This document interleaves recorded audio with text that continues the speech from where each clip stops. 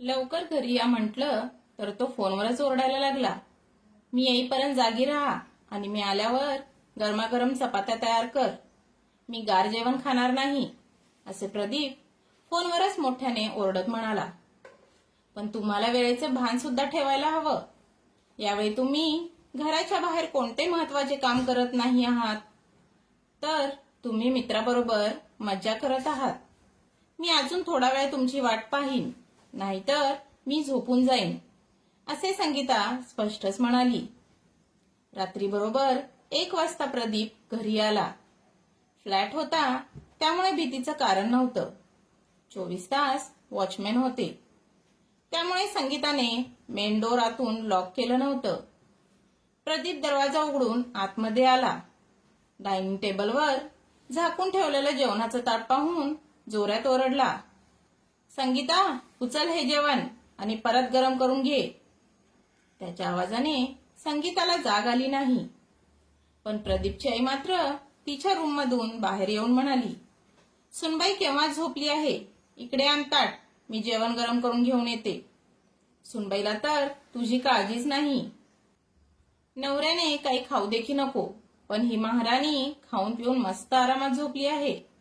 आता मलाच या वयात माझ्या मुलाची काळजी घ्यावी लागणार. प्रदीपची आई संध्याताई आपल्या मुलाला समजवण्याऐवजी त्याला अजूनच भडकवत होत्या. प्रदीप रागाने लाल झाला आणि संगीताजवळ गेला. झोपलेल्या संगीताचा हात ओढून तिला उठवलं आणि एक जोरात कानशिला तिच्या गालावर मारली आणि म्हणाला, मी तुला सांगितलं होतं ना माझी वाट पाहायला, मग तू का झोपलीस? तू नवऱ्यासाठी गरम जेवण सुद्धा बनवू शकत नाहीस का?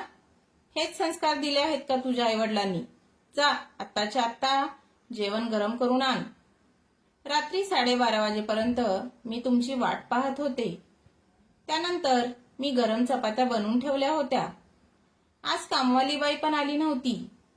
मुलांच्या परीक्षाही चालू आहेत, त्यांचा पण अभ्यास घ्यावा लागतो, त्यामुळे मी आज खूपच थकली होती. जर तुम्ही यावेळी बाहेरून कष्ट करून आला असता तर मीही तुमची वाट बघत थांबले असते.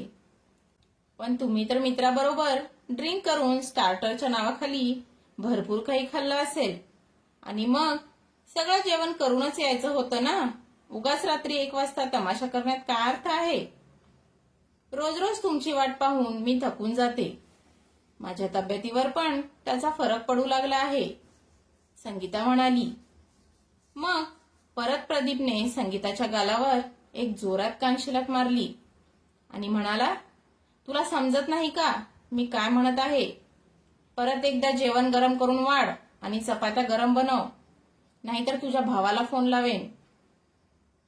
आता मात्र संगीताच्या डोळ्यातून पाणी वाहू लागले.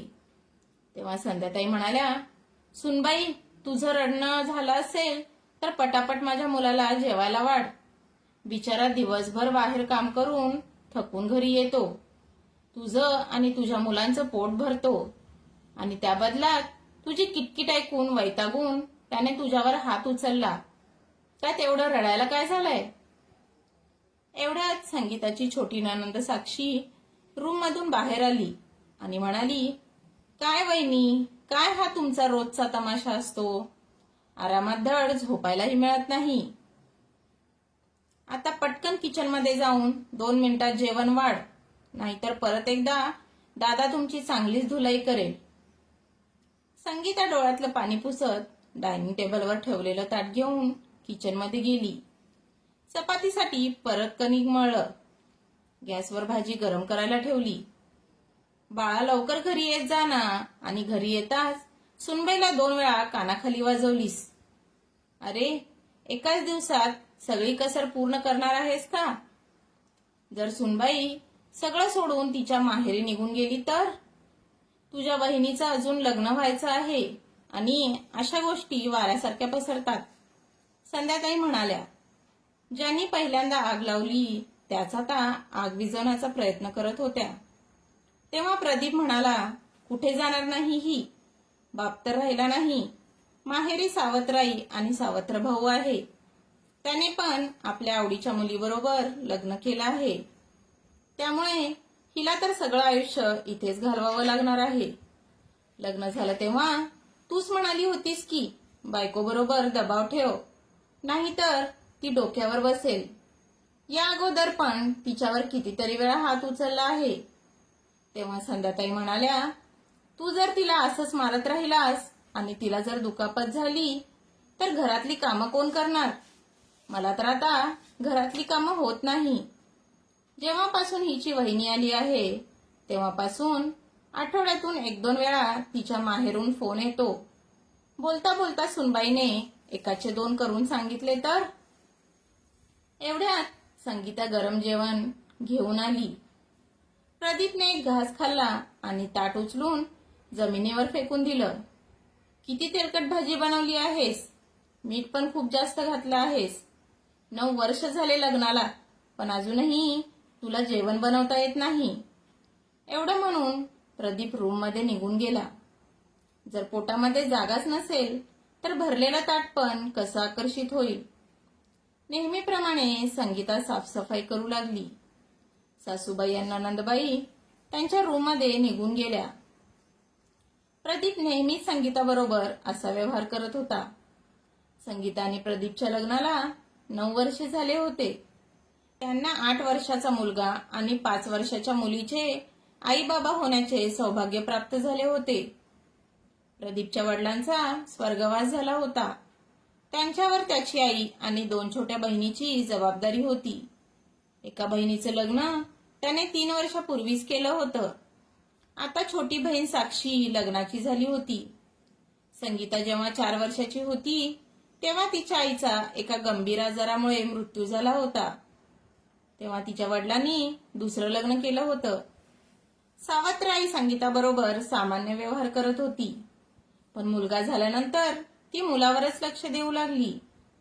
ग्रॅज्युएशन कंप्लीट झाल्यानंतर संगीतासाठी प्रदीपचं स्थळ आलं होतं. संगीताच्या वडिलांनी प्रदीपबद्दल जास्त चौकशी केली नव्हती. फक्त त्याच्याजवळ स्वतःचं घर आणि चांगली नोकरी होती. संगीताच्या वडिलांसाठी एवढंच भरपूर होतं. प्रदीप आणि संगीताच्या लग्नानंतर संध्याताईंनी विचार केला, सुनबाई आल्यानंतर त्यांचं महत्त्व घरात आणि मुलाच्या आयुष्यात कमी होईल. म्हणून त्या आपल्या मुलाला नेहमी बायकोवर दबाव ठेवण्यासाठी सांगत होत्या. त्या म्हणत होत्या, बायकोला जास्त महत्त्व देऊ नकोस, नाहीतर ती डोक्यावर बसेल. संध्याताई मुलाला आणि सुनेला एकत्र वेळ घालू देतच नव्हत्या. नेहमी घरातल्या कामात सुनेला बिझी ठेवत होत्या, म्हणजे नवरा बायको एकत्र येणार नाही. प्रदीप लग्नानंतरही आपल्या मित्राबरोबरच जास्त वेळ खाण्यापिण्यात घालवत होता. रोज रात्री उशिरा घरी येत असे.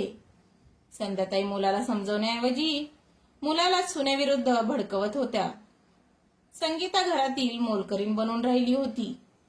खरंच म्हणतात ना, पुरुष जर हलक्या कानाचा असेल तर कधीच त्याचा संसार व्यवस्थित होत नाही. जर सासू आपल्या मुलाला सुनेबरोबर पाहू शकत नाही तर गावोगावी जाऊन त्याच्यासाठी मुली का शोधत असते, त्याचं लग्न का करते? मुलं झाल्यानंतर संगीताचा वेळ जास्तीत जास्त मुलाचे संगोपन आणि घरकाम करण्यातच जात होता. तरीही रोजच नवऱ्याकडून कोणत्या ना कोणत्या कारणावरून तिला मारझोड होत होती. तिला माहित होतं, आपल्या माहेरी वडील नाहीत, आपली सावत्र आई आहे. आणि तिने देखील संगीताच्या लग्नाच्या वेळी तिला सांगितलं होतं की आनंदाने 2-4 दिवस माहेरी आलीस तरच माहेरचे दरवाजे तुझ्यासाठी उघडे असतील, नाहीतर माहेरी तुझ्यासाठी जागा नाही. संगीता आपल्या मुलांच्या भविष्याचा विचार करून सर्व त्रास सहन करत होती, परंतु तिचा आत्मविश्वास पूर्णपणे तुटून गेला होता. आता तिच्यामध्ये हिंमतच नव्हती की चुकीच्या गोष्टीविरुद्ध आवाज उठवावा. ती पूर्णपणे हताश झाली होती. अशातच एक दिवस संगीताला तिच्या मधुरा वहिनीचा फोन आला. नमस्कार ताई, तुमचा आवाज ऐकून असं वाटतं की तुम्ही खूप त्रासात आणि दुःखी आहात. त्यावर संगीता म्हणाली, नाही वहिनी, मी ठीक आहे. पण मधुराने संगीताच्या आवाजावरून तिला होणारा त्रास ओळखला होता. म्हणून मधुरा म्हणाली, ताई, मला तुमची छोटी बहीण समजा.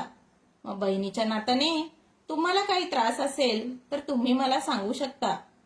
मला शक्य झाले तर मी तुमच्यासाठी काही करू शकते. कारण माझ्या लग्नाच्या वेळी भाऊजी आणि तुमच्या सासूबाईंना तुमच्यावर अपशब्दाचा वापर करून ओरडताना मी स्वतः ऐकलं होतं. म्हणूनच मी स्वतः समोरून फोन करून तुमची चौकशी करत आहे. त्यांचे तुमच्यासोबतचे वागणे आणि बोलणे पाहून मला असे वाटते की तुमच्या सासरची मंडळी तुम्हाला खूप त्रास देतात. जर खरंच तसं काही असेल तर तुम्ही निसंकोच होऊन मला सांगू शकता. जर तुमच्याबरोबर काही चुकीचं होत असेल आणि त्याविरुद्ध तुम्हाला आवाज उठवता येत नसेल तर तुम्ही मला सांगू शकता. तुम्ही असा विचार करू नका की तुमचे बाबा राहिले नाहीत आणि दादा वहिनी तुमची अडचण समजून तुमची जबाबदारी उचलणार नाहीत. असे काही नाही. आम्ही सदैव तुमच्यासोबत आहोत. मधुराचे एवढे बोलणे ऐकताच संगीताचं मन भरून आलं. मग तिने लगेचच तिला 9 वर्षापासून होणारा नवऱ्याचा आणि सासूबाईचा त्रास मधुराला सांगितला. काही दिवसानंतर संगीताच्या मोठ्या नंदेचे डोहाळे जेवण होते. तिला भेटवस्तू देण्यासाठी संध्याताईंनी संगीताला तिच्या आईची शेवटची आठवण म्हणजे तिच्या आईच्या कानातले झुमके होते. ते झुमके सासूबाईंनी नंदेच्या डोहाळे जेवणाला भेटवस्तू म्हणून देण्यास सांगितले. सासूबाई म्हणाल्या, आता सोनं तर खूप महाग आहे. सोन्याची कोणती वस्तू घ्यायची म्हटली तरी 50-60 हजार रुपये खर्च होतीलच. तेव्हा संगीता म्हणाली, पण आई, हे झुमके माझ्या स्वर्गवासी आईची शेवटची निशाणी आहे. तुम्हाला हवं असेल तर तुमच्या मुलाला सांगून नवीन झुमके बनवू शकता. नाहीतर आपल्या ऐपतीप्रमाणे कोणती दुसरी भेटवस्तू देऊ शकतो. पण सोन्याची नवीन वस्तू बनवण्याची नसेल किंवा दुसरी कोणती भेटवस्तू द्यायची नसेल तर तुमच्या जवळ ही कानातले झुमके, अंगठी, सोन्याची चेन, सोन्याचं कडा आहेच की. त्यातलं काहीतरी द्या. मला लग्नात घातलेले सर्व दागिने अगोदरच तुम्ही ताईच्या लग्नात त्यांना दिले आहेत. त्यामुळे मी माझ्या आईची शेवटची निशाणी कधीच देणार नाही, असे संगीता हिम्मत करून म्हणाली. तेव्हा सासूबाईंनी नाराज होऊन संगीताचे सर्व बोलणे चुकीच्या पद्धतीने प्रदीपला सांगितले. तेव्हा प्रदीपला वाटले की आपल्या बायकोने आपल्या आईचा अपमान केला आहे. म्हणून तो संगीताला खूप काही ऐकवू लागला आणि तिच्यावर हात सुद्धा उचलला. एवढंच नाही तर प्रदीपने रागातच संगीताच्या दादाला फोन केला आणि म्हणाला, तुझ्या बहिणीला नीट समजव. ते एका दागिन्यासाठी घरामध्ये विनाकारण वाद निर्माण करण्याचा प्रयत्न करत आहे. प्रदीपचा फोन गेल्याबरोबर त्याच्या दुसऱ्या दिवशी संगीताचा दादा आणि वहिनी संगीताच्या घरी आले. तेव्हा संगीताची वहिनी मधुरा प्रदीपला म्हणते, भाऊजी, तुम्हाला असं वाटत असेल की आम्ही चुकीच्या गोष्टीला पाठिंबा देण्यासाठी आलो आहोत, पण आमचा हेतू असा अजिबात नाही.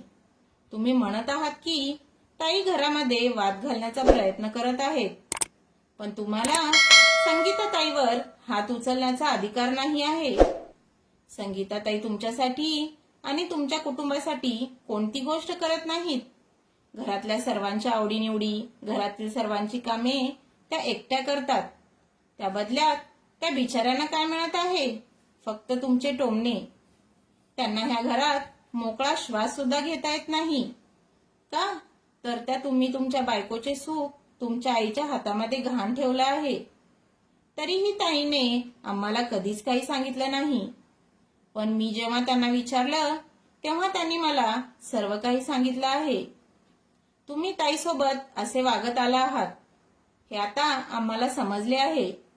म्हणून मी आता तुम्हाला पहिले आणि शेवटचे सांगते, इथून पुढे कधी ताईवर हात जरी उचलण्याचा प्रयत्न केलात तर आम्ही तुमच्या विरुद्ध घरेलू हिंसा केली म्हणून तक्रार दाखल करू. आम्हाला आमच्या ताईचा संसार मोडायचा नाही. पण तुम्ही लोक तुमची हद्द विसरलात. तर ताईनं तुमच्यासाठी आमच्या मनामध्ये आणि आमच्या घरामध्ये जागा आहे. असा विचार करू नका की ताई बेवारस किंवा अनाथ आहेत. तिचा दादा आणि वहिनी तिच्या बरोबर आहेत. तुम्हाला संगीताताईंना बायकोचा अधिकार आणि त्यांचे ह्या घरातील अधिकार दोन्हीही द्यावे लागतील. प्रत्येक नात्याचं स्वतःचं स्थान असतं हे तुम्हाला माहीत असायला हवं. पण जर ते माहीत नसेल तर ते आम्हाला माहीत करून द्यावे लागेल. ती वेळ तुम्ही येऊन देऊ नका, त्यातच तुमचे भले आहे. असे संगीताचे दादा आणि वहिनी प्रदीपला समजावून निघून गेले. या घटनेनंतर प्रदीप आणि त्याची आई संध्याताईंना जाणीव झाली की संगीता बेवारच नाही. त्यामुळे आपण तिच्याबरोबर आपल्याला जसं हवं तसं वागू शकत नाही. जर ही गोष्ट सगळ्यांना समजली तर समाजामध्ये आपल्याच घराची बदनामी होईल आणि आपल्या मुलीचे लग्न जमवताना आपल्याला या गोष्टीचा त्रास होऊ शकतो. प्रदीपला सुद्धा आता समजून चुकलं होतं की आपण संगीताबरोबर असेच चुकीचे वागत राहिलो तर आपला संसार मोडू शकतो. म्हणून प्रदीप स्वतःवर कंट्रोल ठेवू लागला. आता तो बायकोवर हात उचलताना 100 वेळा विचार करत असायचा. जर मुलीला सासरी त्रास होत असेल तर माहेरच्या लोकांनी ढाल बनून तिच्याबरोबर उभं राहायला हवं. सासरच्या लोकांना समजवायला हवं. वेळ पडली तर कायद्याची मदत पण घ्यायला हवी आणि आपल्या मुलींना चुकीच्या विरुद्ध आवाज उठवायला नक्की शिकवा. आणि त्यांना मदत हवी असेल किंवा तुमच्या पाठिंब्याची गरज असेल तर त्यासाठी स्वतःहून पुढे जा. तर मित्रांनी मैत्रिणींनो, तुम्हाला आजची ही कथा कशी वाटली ते आम्हाला कमेंट बॉक्समध्ये कमेंट करून नक्की कळवा. आणि जर काही कथा आवडली असेल तर कथेला लाईक करा आणि शेअर करा. धन्यवाद.